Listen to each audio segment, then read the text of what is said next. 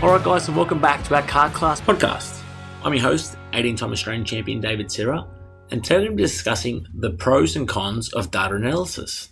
Now, technology has improved a lot over the last 5-10 years. When I was winning all my races, 2005, 2015 era, we didn't really look a lot into data analysis. It just wasn't something that technology was really up to scratch with. So nowadays, when you're looking at whether it's a Mychron unit or I think it's called Starline, Alfano, Motech for race cars, like the amount of knowledge that little computer system can gain from your driving is incredible. Whether that's where you're accelerating, where you're braking, how much brake pressure, you can GPS your racing lines, your RPM to make sure when you change a sprocket, whether it's any good or it's bad, engine temperatures. So all of these things can be quite confusing and quite daunting as well if you're new to karting, but also new to data. It's like, what do I actually need to look at for me to try and establish how to go faster? We'll start with the pros on why we think that data analysis is really good and where you can sort of benefit from it. First and foremost, it's black and white. It tells you what the driver is doing or what the engine is doing. So if you're running a 78 sprocket and you want to go to a 76 sprocket to try, you can analyze by downloading onto your software how much more straight line speed you've got compared to how much acceleration you've lost. So we know that a smaller sprocket is going to give us more down the straights, but it'll take a little bit longer to accelerate out of the corners. So then you can actually see the time difference. We've gained 1/10 down the straight, which is great. We've lost 2/10 accumulative across the lap with our exit speed. So it's a 1/10 loss. Okay, maybe we don't need to use that sprocket. The other good thing about having data is if you've got teammates or other drivers to extract information from, you can basically just analyze where you're losing time compared to them. So just say you're doing, a 50-second lap and you've got a friend doing a 49-second lap, the data is going to show you exactly where you're losing that 1 second. Is it 3/10 in the engine? Is it 7/10 in your driving? Okay, now we break down the corners on where we're losing that 7/10 of a second. Are we braking too early? Are we entering the corner way too fast? And then we're losing a lot more in the exit. And then the other good thing is when you're analyzing with another teammate or another friend is that you can actually GPS the racing lines. So all of a sudden you start to highlight, okay, maybe I'm turning in a little bit too early. I'm off the racing line, or I'm just turning in too late, or I'm holding the exit too tight, so I'm not allowing the car to flow out of the corners. So that's a really good way that you can compare to other drivers. And that just straight away tells you which corners you want to focus on most. So if you're losing 4/10 on one corner and 1/10 on another 3, let's just get that one major mistake out the way. And then we can try and half the distance that we're actually off of another driver. Where another pro is that, like I said, when you're changing engines or you're going to a new track, the new track one is going to be hard because you might not have data from another race event, but you might still know the optimal range your engine should perform in. So if you know that you want to hit 15,000 on the top RPM and 8,000 on the bottom RPM, for example, you can still see that on your dash, but you can start to analyze how long you're on the right rev range for or how long you're in the lowest rev range for, which corners they are, if there's multiple corners, because on your dash, you can only see the highest and also the lowest data. So yeah, you might want to find that if you download it, you can still see the engine temperature as well. That's a little bit easier to see when you're tracking your lap, from corner by corner. Some of the negatives when it comes to analysis is that if you don't know what you're doing, it's very easy to get confused.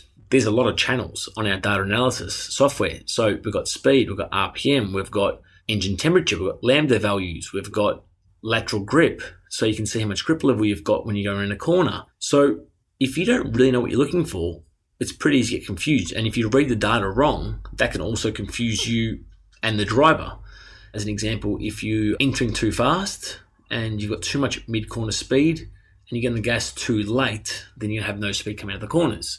So straight away, if you don't actually explain that to the driver very well, so if you're just like, I don't know what you're doing, but you've got more mid-corner speed, which is normally really good, but you're not getting out of the corners. So, it could be a sprocket thing. It's how you translate that information you're looking at to your driver to actually try and maximize the gains. And we still see a lot of drivers in this day and age that don't use data that win races. So it's not the be-all, end-all that if you don't have data analysis going on that you can't win races, because it's not quite true. It's how you read it and how you perceive that information to your benefits. That's where it's really going to come into effect. The other negatives are that it takes away focus sometimes from your actual on-track driving and your preparation. Now, I've got a few drivers that we coach that are really into the data, which is really good.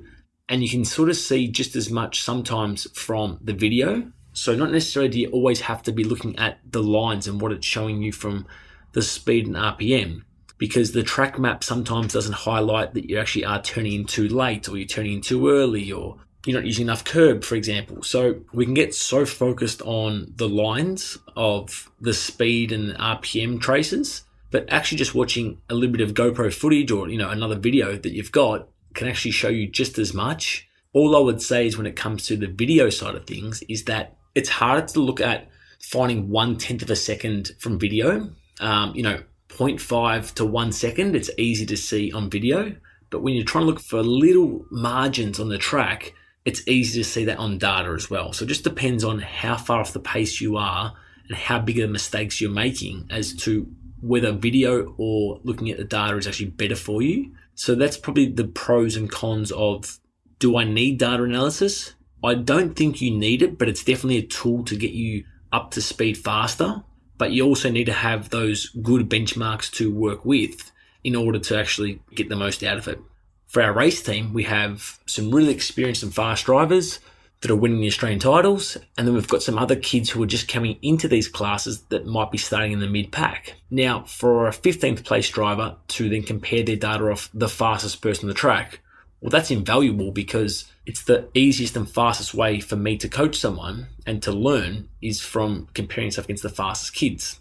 So straight away, depending on their braking points, their racing lines, their acceleration zones, how much grip their car has on the track, their engine RPM, their temperature, it's easy for me to break down where that time difference is. Now, I could also do that on video, but you're probably having to watch, a whole session to see where the mistakes might be made, where we can compare on the data pretty quickly once you know what you're doing. But as I said, you need that benchmark to work off. If you're making the same mistakes in every session and you're just comparing yourself to yourself, well, then you're not really going to learn from it. But as I said, we use the Mychron, the Race Studio software. That seems pretty good for what we need. But yeah, I also want to remind people that you don't need data analysis to be able to perform at the top of the level that you want as well. So that's it for this episode of our Kart Class podcast. We're going to be discussing our data analysis. If you guys have enjoyed the podcast, then obviously please leave us a review. That's really appreciative, and it helps us, rank on Google and Apple Podcasts as well. And yeah, if you guys want to know more about Kart Class and how we can actually help you guys out, visit kartclass.com for your online program needs. Cheers.